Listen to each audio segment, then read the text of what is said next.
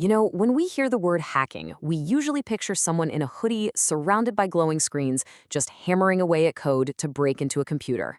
But what if I told you the most powerful hacking tool isn't a keyboard, it's the human mind? That's the whole game behind social engineering, and we're going to break it all down. And just look at this number, 98%. According to the latest cybersecurity stats, a mind-blowing 98% of all cyber attacks rely on social engineering. So yeah, this isn't some small niche problem. This is the main event. It's how they get in. And this quote right here, it just nails why. I mean, think about it. Why would a criminal spend months or even years trying to find a tiny flaw in some super complex software when they can just trick a person into handing over the keys to the kingdom? It's just easier. They're betting on us, the user, being the weakest link. So, what is social engineering really? Well, at its core, it's pure psychological manipulation. It's the art of deception, of playing on trust, fear, and curiosity to get somebody to do something they really shouldn't. You know, like bypassing security, revealing private info, or clicking a bad link, all without a single line of code being written. All right, to really get this, you got to understand the players involved. And the lingo actually comes from old westerns, where the good guys wore white hats and the bad guys wore black ones. It's actually a pretty great way to think about who's behind the keyboard.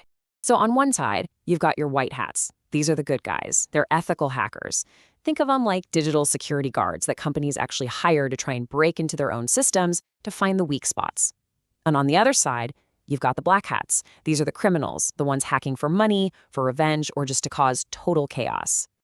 Okay, but now let's look at this table because this is where things get kind of murky. In the middle, you have the gray hat hacker. They're a mix of both. See, a gray hat might find a security flaw and break in without permission, which, yep, is illegal. But instead of stealing anything, they'll tell the company about it. Now, sometimes they'll ask for a fee, like a bug bounty, to help fix the problem. They operate in this weird, morally gray area. Not quite a hero, but not quite a villain either. So, we know who these folks are. But what's in their arsenal? What are the actual tools and tricks they use to hack our minds? Let's dive into the most common weapons of deception. Phishing. This is the big one. I mean, we've all seen these, right? That email that looks like it's from your bank saying your account is locked, or that text about a package delivery you weren't expecting.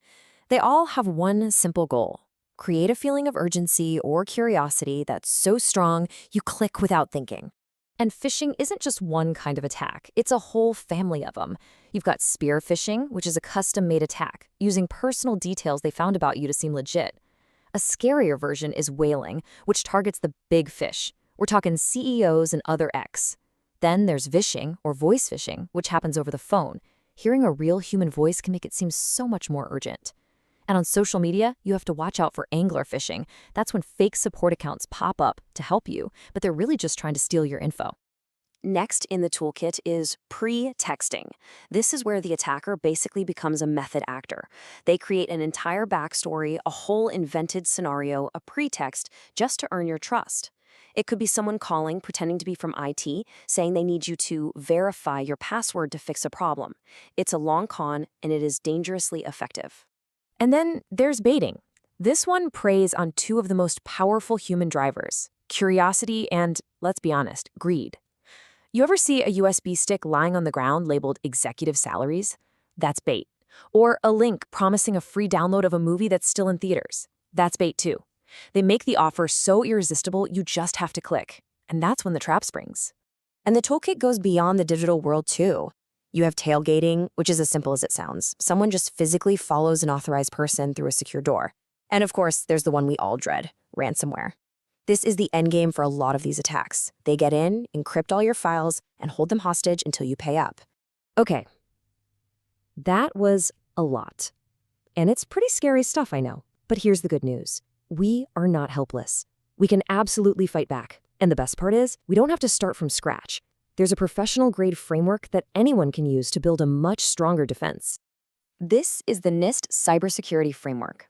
Now, I know what you're thinking. It looks a little corporate, maybe a bit intimidating. But trust me, the logic behind it is super simple, incredibly powerful, and it gives us a clear roadmap to follow. It really all boils down to these 5 steps. First, you identify what's important: your accounts, your data, your photos. Then, you protect them with things like strong passwords. But hey, no defense is perfect, right?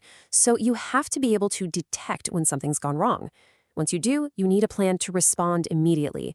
And finally, after the dust settles, you recover and, most importantly, you learn from what happened. It's a continuous cycle of getting safer.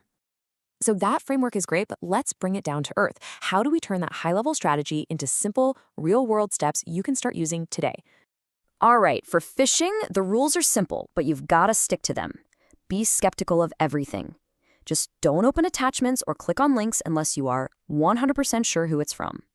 But if you do one thing after watching this, please make it this: turn on multi-factor authentication everywhere you can. It is without a doubt the single best defense you have. When it comes to something as nasty as ransomware, your absolute best friend is a good backup. If a criminal locks up your files, who cares? You can just restore everything from your backup and tell them to get lost. Besides that, it's the same good advice. Be super careful with links and keep your security software up to date. And finally, it's all about building good habits. Think of it as security hygiene. This goes for the physical world too. Get a shredder for your sensitive mail. Make it a reflex to lock your computer every single time you walk away from it. And train yourself to pause and verify if you get a weird call or someone unexpected shows up at your door. These little things, they make a massive difference. So in the end, we can have the best firewalls, the most advanced security software, the strongest encryption on the planet. But all that technology, all this advice, it all comes down to one simple question. Your technology might be secure, but are you?